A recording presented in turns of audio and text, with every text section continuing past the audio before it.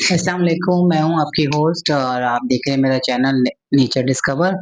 तो आज का जो मेरा सवाल है वो है जनरेशन और बदलते वक्त के क्या असरात पड़े हैं पहले की बनिस्बत अब, और पहले क्या लोग थे अब क्या लोग हो गए।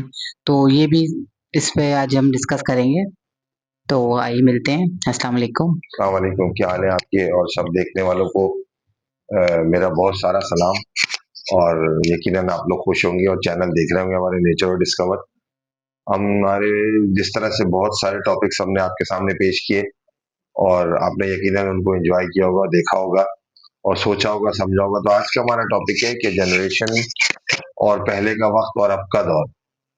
तो अगर हम बात करें कि पुराने दौर की, तो पुराने दौर से हसीन तो मेरा ये मानना है कि शायद कोई वक्त था ही नहीं, क्योंकि वो जो वक्त था वो बहुत सादा और बहुत हसीन और रिश्तों को, लोगों को रिस्पेक्ट देने वाला, लोगों को वैल्यू देने वाला और समझ लें कि एक साथ मिलजुल के रहने वाला। और वो कुछ इस तरह का दौर था जो पहले का दौर था। अच्छा, अगर हम पहले का दौर और पहले की जनरेशन की बात करें, तो वो जनरेशन और वो दौर कुछ और ही था। उसमें जो है मतलब कोई इतनी ज्यादा एक तो बेरारवी नहीं थी, ठीक है ना। और एक कुछ थोड़ा सा फर्क उसमें कुछ मसाइल का भी था कि उस जमाने में जो है खैर मसाइल कम हुआ करते थे, तो लोगों की जिंदगी थोड़ी सी खुशहाल थी और उसकी वजह से जो है वो आपस में मिलजुल कर रहते थे और लोगों का बहुत ज्यादा ख्याल रखा करते थे और एक कम्युनिटी बनाकर और कहते हैं ना एक सिस्टम के तहत जिंदगी चला करती थी। आई थिंक मेरा ख्याल ये है कि सादगी थी। सादगी तो थी। सादगी थी। चीज़ों के ऊपर लोग नहीं मरते थे। चीज़ें घर में बस उतनी होती थी कि बैठने के लिए हों। हम्म, अब लेविश की वज़ह से शायद ये डिफ़रेंस आ गया है। सादगी यकीनन। बहुत थी। यकीनन पहले का दौर मैंने कहा ना सादा बहुत था। अच्छा, सादा बहुत था, लोगों में सब्र भी बहुत था। मसाइल थे पहले भी, ठीक है ना, लेकिन उनको झेलने का सब्र मेरे ख्याल से पिछली जनरेशन में, है ना, वो पेशेंट पेशेंस था, पेशेंस बहुत पेशेंट था। बहुत था। अच्छा, अब ये है कि अब आजकल के दौर में मैंने देखा है कि अगर लाइट चली गई तो बर्दाश्त नहीं है, बर्दाश्त करना बर्दाश्त नहीं है, पानी नहीं है तो बर्दाश्त नहीं है, ठीक है ना। और कोई भी छोटी बड़ी चीज है तो वो बर्दाश्त नहीं है। पहले के दौर में क्या होता था कि हमारे जो बड़े होते थे वो हमें समझाते थे कि सिर्फ सब्र, तहम्मुल और एडजस्टमेंट, यही चीजें वो सिखाया करते थे और रिश्ते नातों के बारे में बताया करते थे पहले के लोग, ठीक है ना, कि रिश्ते नाते क्या होते हैं, बड़ों का अदब क्या होता है, ठीक है ना, छोटों की रिस्पेक्ट क्या होती है और किस तरह से आप बड़ों को इज्जत दे सकते हैं और किस तरह से छोटों से रिस्पेक्ट ले सकते हैं। अच्छा, पहले जो है ना गाइडलाइन जो है ना वो सिर्फ घर की हद तक नहीं होती थी कि हमारे माँ बाप ने हमें गाइड कर दिया। आप यकीन करें कि पहले ये होता था कि गली का जो कोने का एक दुकानदार होता था वो भी आपको रोक के गाइड कर देता था, यस, है यस। ना।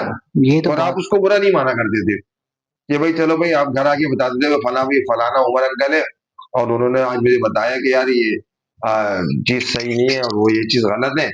तो हमने हमारे माँ बाप कहते थे हाँ सही है भाई, वो बड़े हैं, उन्होंने समझाया और बहुत अच्छी बात है कि आपने समझ लिया और दूसरों की, वो आपसे बड़े हैं, बड़ों की बात माना करें। अच्छा, तो ये हमारे माँ बाप का पहले का वो किरदार होता था, ठीक है। अब जरा सा फर्क ये आ गया है कि अब के जो माँ बाप है, ठीक है ना, उनके बच्चे को अगर कोई बाहर ये कह दे कि बेटा तुम ये जूता घिसड़ के क्यों चल रहे हो रोड के ऊपर, तो वो ओहो! वो तो इतनी बड़ी क्यामत आ जाएगी। कि आपने हमारे बच्चे को समझाने की एक हिम्मत कैसे की? सबसे पहली बात है कि एक तो बच्चा कहेगा घर आके कि हु द हेल आर ही, ये है कौन मुझे समझाने वाला। चाहे ये फिर सगा चच्चा भी क्यों चाहे ना हो, सगा चच्चा ही क्यों ना हो, मामू चाहे भी क्यों सगा ना हो। मामू क्यों ना हो, आउटसाइडर तो बहुत दूर की बात है, हुँ, ठीक है ना। तो वो कहेगा ये होता कौन है मुझे समझाने वाला। माँ बाप उसकी बात को बिल्कुल ओके कहेंगे, उसको लब्बैक कहते हैं बच्चे की हुँ। बात को कि हाँ तुम सही कह रहे हो बेटा। और जाके उसके लड़ तुम्हें लेंगे। कैसे कहो जाके उल्टा उससे लड़ लेंगे। तो इस तरह क्या हो रहा है कि वो चीजें, वो हुस्न पहले का सब खत्म होता चला जा रहा है। अच्छा, फिर क्या होता है कि वो माँ बाप सोच रहे हैं बच्चों की बड़ी चीज रिपेयर कर रहे हैं, और उन्होंने अपने बच्चे को इस वक्त लब्बैक कह के उसको मतलब एक तरह से बहुत गलत राह पे डाल दिया, ठीक है ना। आज वो किसी थर्ड पर्सन की नफी कर रहा है, कल वो अपने माँ बाप की नफी करेगा, एग्ज़ैक्टली। फिर वो कहाँ खड़े हुए होंगे। उसकी आदत फिर हैबिट्स वो में उसकी बना लिया हैबिट, ना। तो आप अपने बच्चों को जो है ना पुरानी तालीमात और पुरानी चीजों से आजकल के दौर में लोग दूर करते चले जा रहे हैं। पुराना दौर बहुत हसीन था, बहुत गोल्डन था। आप यकीन करें, चले मैं मिसाल देना नहीं चाह रहा, चलो अगर हम अपनी मिसाल दे दें कि जो हमारा जो पूरा एक एरिया होता था वही हमारा घर होता था, ठीक है ना, और उन सब पे हमारा हक होता था। और हमारा हक उन सब पे होता था और सबका हक हम पे होता था। ठीक है ना? इसका मतलब हरगिज़ ही नहीं कि हर वक़्त कोई एक-दूसरे के घरों में इंटरफेरेंस ही करते रहते थे। हाँ, ऐसा नहीं था। एक्चुअली ये जो बिगाड़ शुरू हुआ, ये हुआ शायद यहीं से, हाँ, कि कि लोग कहते हैं कि लोगों ने इंटरफेयर कर रहा है। इंटरफेयर करना शुरू कर दिया और फिर हुँ, कुछ बड़ों ने, हुँ, सब बड़े ऐसे नहीं थे, कुछ बड़ों ने इंटरफेयर किया, तो वो हद से ज़्यादा करा।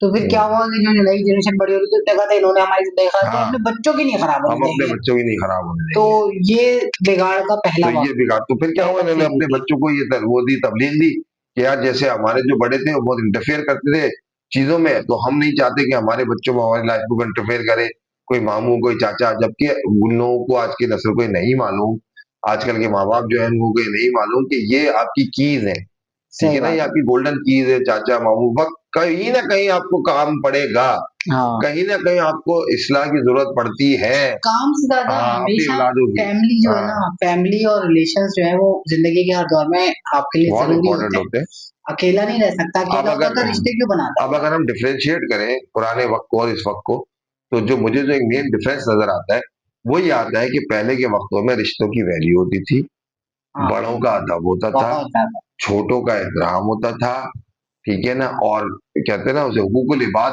बहुत ज़्यादा अदा किए जाते थे।